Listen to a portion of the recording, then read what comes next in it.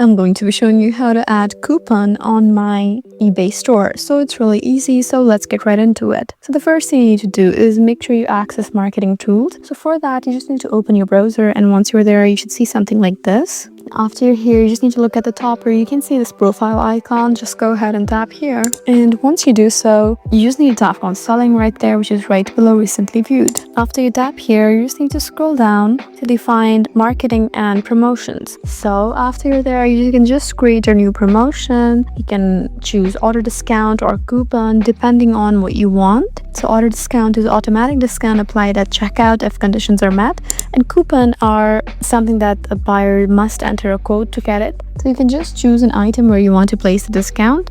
Just go to your drafts or your listings of the product you want to set the discount for. Once you're there, you just need to scroll down till you find this option right here that says pricing. And now you can select your item price and you can reduce it if you want, or you can enter a coupon. You can set minimum purchase requirements if needed, and you can just set start and end dates for this coupon. And in this way you can successfully add coupon on my eBay store. I hope this video was helpful for you.